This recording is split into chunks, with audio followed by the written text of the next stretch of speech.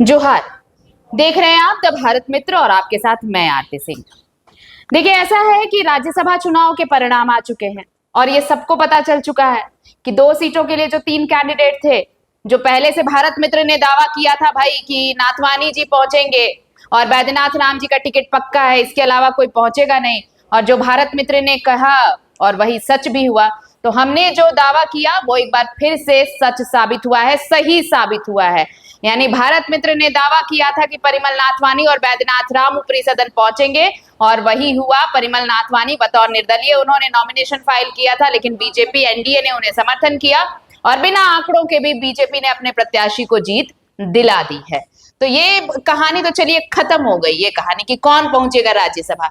लेकिन दूसरा चैप्टर इसके चैप्टर वो शुरू नहीं होगा चित्रंजन। चैप्टर पहले से खुला था, अब वो पन्ने जो थे इधर उधर पलट गए थे, अब वापस वहीं से पन्ना पलटना शुरू होगा झारखंड की सियासत का। और वो पन्ना क्या है? सत्ता में जो 2 दल सहयोगी हैं, 2 क्या आप चारों को कह लीजिए ना, जेएमएम, कांग्रेस, आरजेडी, माले, है ना भाई, सब इकट्ठे हैं। लेकिन आप देखिए, आरजेडी और माले ने तो कल साफ कर दिया कि भाई हमको मेरी अंतरात्मा किधर है, और उन्होंने अपनी अंतरात्मा को किसके लिए जगाया।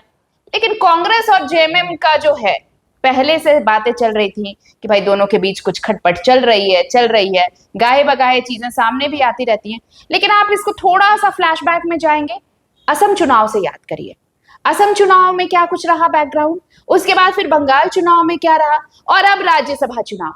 ऐसा नहीं लगता कि बार बार ये बताने की कोशिश हो रही है, आंखें तरेरने की कोशिश हो रही है कि बड़े भाई सिर्फ कहने से बड़े भाई नहीं होते, झारखंड में बड़ा भाई तो जेएमएम ही है और वो उसने अपना दम दिखाया है हर बार। बिल्कुल। और देखिए, झारखंड मुक्ति मोर्चा जो है स्पष्ट रूप से इस पूरे मामले पर, लेकिन आप देखिए कांग्रेस की रणनीति, कांग्रेस सीधे तौर पर आरोप जो है आरजेडी और माले की विधायकों, जेएमएम को कुछ भी कहने से बच रहा है। जबकि आपने झारखंड मुक्ति मोर्चा के वोट्स को नहीं देखा, आपने आप तो उनके एजेंट नहीं थे, अब वो तो उनके एजेंट ने देखा ना। तो क्योंकि मुख्यमंत्री हेमंत सोरेन, झारखंड मुक्ति मोर्चा राज्य में बड़ा दल है, आप उनके खिलाफ नहीं बोलते, इसलिए उनको ना बोल के आप आरजेडी और माले पर सब टारगेट आपने लगा दिया कि नहीं ये है। जबकि आरजेडी और माले दोनों की तरफ से दावा किया जा रहा है, उन्होंने जो है कांग्रेस के उम्मीदवार प्रणव झा को ही वोट किया है। तब जहां एक तरफ सबको ही दावा कर रहा है कि हमने प्रणव झा को ही वोट किया, हमने गलत वोट नहीं किया, तो फिर क्या कांग्रेस ने ही वो खेल कर दिया झारखंड मुक्ति मोर्चा ने? क्योंकि जेएमएम भी ये कह रही कि अब इस पर जो है एक बार विचार किया जाएगा, मंथन किया जाएगा।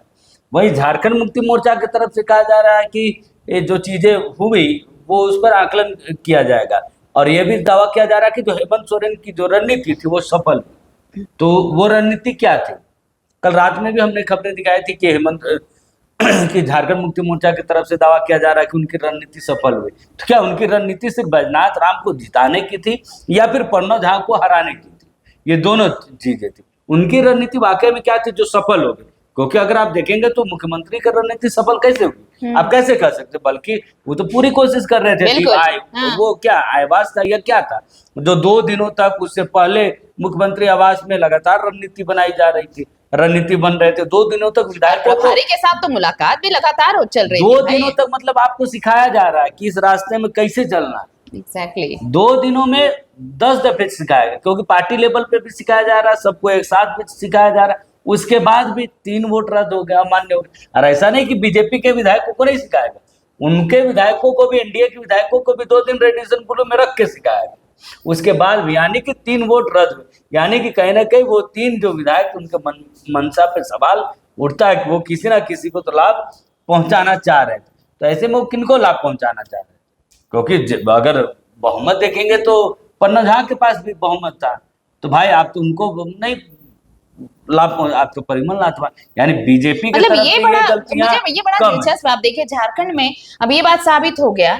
आप देखिए बीजेपी राज्यसभा चुनाव को लेकर के, आप सिर्फ थोड़ा सा पीछे जाइए, ओडिशा का किस्सा देख लीजिए, आप बिहार का किस्सा देख लीजिए। इन दोनों राज्यों में भी इनके पास बहुमत नहीं था, पर इनके समर्थित प्रत्याशियों ने जीत दर्ज की, और इसलिए वो आश्वस्त थे चित्रंजन कि झारखंड में भी परिमल नाथवानी उनके प्रत्याशी तो नहीं रहे, निर्दलीय उन्होंने पर्चा भरा, एनडीए ने समर्थन किया, और सिर्फ 21 का ही आंकड़ा उनके पक्ष में था। कैसे 28 हो गया? क्योंकि बीजेपी पहले से आश्वस्त थी। और एक बात देखिए भाई, ये सच है, बड़े बुजुर्ग अगर कुछ कह के गए हैं ना तो कुछ उन्होंने ठोक बजा के लिखा, और हर बातें सच होती हैं। घर फूटे गवार लूटे, ये सच है। आपके घर में ही फूट है तो भाई हम क्यों ना फायदा उठाएं। बीजेपी बिल्कुल पक्के तरीके से ये थी कि अगर वो कोशिश करेगी तो वो अपने प्रत्याशी को जीत दिला सकती है, और यही हुआ भी। आपके पास आंकड़ा रहते प्रणव झा पहुंच नहीं पाते हैं, ठीक है, आंकड़ा रहते, देखिए 28 का आंकड़ा था, लेकिन वोट कितने आए? 28 का आंकड़ा में अगर 27, 26, 27 आता, बहुत क्लोज हाँ, मार्जिन से तो चुनाव भी आता, समझ आता। तब समझ में अब हाँ। 20 सीधा सीधे 8 अगर- वोट आपको कम पड़े हैं, जबकि मतलब आपके पास 28 था। मतलब सिर्फ चार ही ऐसे थे जिनके अंतरात्मा जागी कि हमें कांग्रेस के साथ जाना है। ये तो सवाल है कि 16 क्या कांग्रेस के 16 विधायकों ने भी उनको दिया है प्रणव झा को वोट, किया, ये भी दिया, बड़ा ये सवाल बहुत बड़ा सवाल है। है। देखिए ये एग्जैक्टली। पूरा जो है ना राज्यसभा चुनाव का लोग दावे किए जा रहे हैं कि अब सब दल कह रहा है कि ये जो है हमने वोट किया। एक तरफ कांग्रेस से दावा किया जा रहा है कि अब कांग्रेस को सरकार पर, गठबंधन पर आत्ममंथन करना चाहिए। ये जो दावा किया जा रहा है सोशल मीडिया तक ही ठीक है, आप सोशल मीडिया में लिखिए जो कांग्रेस के नेता है, जमीनी हकीकत कुछ जमीन पर आप कुछ कुछ नहीं भी होने वाला। विरोध नहीं कर सकते गठबंधन, क्योंकि आपकी इतनी पॉलिटिकल झारखंड में अभी वर्तमान में वो स्थिति नहीं है कि आप हैसियत नहीं है, सीधे बिल्कुल सीधे कहिए, हैसियत इतनी नहीं कि आप हैसियत इसका नहीं है विरोध कर कि सकते, आप आप आंखें भी दिखा सकें। आप खुल कर इस पर आप हाँ। बोल सकते, इसलिए सॉफ्ट टारगेट छोटी जो पार्टियां वो है। जबकि पूरा ये मामला आप जो पूरा चुनाव कांग्रेस, कहीं किसी भी कांग्रेस के नेता ने नहीं कहा कि कांग्रेस चुनाव लड़ रही है। सबने कहा, सबके बयान हमारे पास है, सबने महागठबंधन। कहा कि मुख्यमंत्री हेमंत सोरेन की अगुवाई में जो है महागठबंधन दो दलों पर चुनाव। चुनाव लड़ा हाँ। जा रहा है। तो फिर हार भी तो उन सबसे बड़ा सवाल तो मुख्यमंत्री हेमंत बिल्कुल। सोरेन का बनता हाँ। है कि आखिर वो कैसे जीत नहीं दिला पाए। लेकिन कांग्रेस क्या सोशल मीडिया तक ही रहेगी, क्योंकि जानती है कि हम इसका बहुत ज्यादा विरोध नहीं कर सकते, हम जैसे इसका विरोध करेंगे पार्टी टूट जाएगी, हमारा संगठन बिखर जाएगा, तितर यूं कहे तो देखिए तितर बितर हो जाएगा। इसको एक तरीके से ये कह सकते हैं चित्रंजन कि संगठन में इतनी फूट है कि पार्टी को खुद ये डर है कि अगर वो दूसरों पर निशाना साधने जाएगी तो फिर वो जो वार है ना वो पलट कर उन्हीं पर आएगा, और फिर पार्टी को ही नुकसान होने वाला है। ना तो वो सत्ता में रहेंगे और ना ही पार्टी में उनका जो सांगठनिक मजबूती है वो रह पाएगी। तो ये दोनों डर जो है ये कांग्रेस को कुछ बोलने देता ही नहीं है। ये वो डर है कि कांग्रेस चुपचाप इन सारी चीजों को सह रही है। लेकिन अब वक्त आया है कि पार्टी को, कांग्रेस को आत्ममंथन करना चाहिए कि अगर आप सत्ता के साझेदार हैं तो आपकी हैसियत क्या है। सबसे पहले असम चुनाव, नगर निगम के चुनाव देख लीजिए, चुनाव देख लीजिए। मतलब ऐसा नहीं कि पहले इतना ही नहीं, सिर्फ वही तो अदर राज्य के स्टेट के चुनाव हुए, नगर निगम, झारखंड में नगर निकाय की चुनाव की बात हुई। सत्ता में भी, सरकार में भी जो है कांग्रेस की मंत्रियों का यह हमेशा शिकायत रहता है कि उनकी नहीं सुनी जाती, नहीं सुनी जा रही। हाँ। वो मंत्री होकर भी जो है वो काम सही से नहीं कर पा रहे। विधायकों और कार्यकर्ताओं का आप छोड़ दीजिए, ये मंत्रियों की शिकायत है। मतलब आप सोचिए कि कांग्रेस की स्थिति क्या है सरकार में, इसके बाद भी कांग्रेस जो है सरकार में बनी हुई, क्योंकि इसके पीछे मजबूरी है कांग्रेस की कि वो बहुत कुछ नहीं करते। ऐसी सरकार से समर्थन वापस लेना या इस तरीके का कोई काम करे कि संगठन खत्म हो जाएगा, कांग्रेस खत्म हो जाएगा, क्योंकि कुछ ही राज्यों में कांग्रेस की सरकार बची हुई है।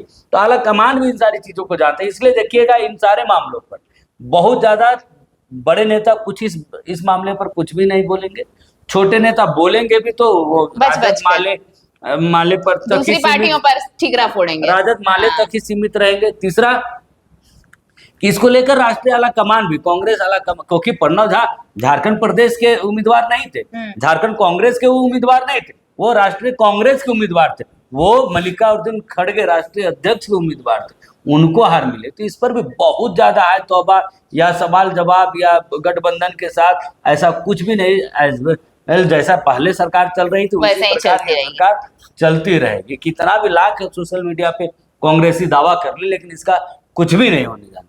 चलिए, तो देखिए एक आम आदमी भी जिसे पॉलिटिकल का पी भी समझ नहीं आता होगा ना, वो भी ये बात बखूबी समझ सकता है कि असम में जेएमएम और कांग्रेस के बीच क्या स्थिति रही, फिर नगर निगम चुनाव में क्या स्थिति रही, कैसे जेएमएम ने आंखें दिखाई और जेएमएम अपने स्टैंड पर कायम रहा, और ये सब कुछ छोड़ दिया गया कि आपको जो करना है करिए, मुझे जो करना है वो तो मैं करूंगा। भाई जेएमएम ने ये साफ तौर पर कहा। लेकिन अगर इतना होने के बाद भी, और अब तो राज्यसभा चुनाव, यहां पर भी अगर सत्ता में रही पार्टी जिसके पास आंकड़े हैं उसके बावजूद भी अगर उसका कैंडिडेट नहीं जीत पाता है, तो फिर ये तो सवाल उठता है कि क्या वाकई कांग्रेस ने घुटने टेक दिए हैं? क्या कांग्रेस विकल्प रहित हो गई है? क्या कांग्रेस को आत्ममंथन नहीं करना चाहिए सत्ता में बतौर साझेदार?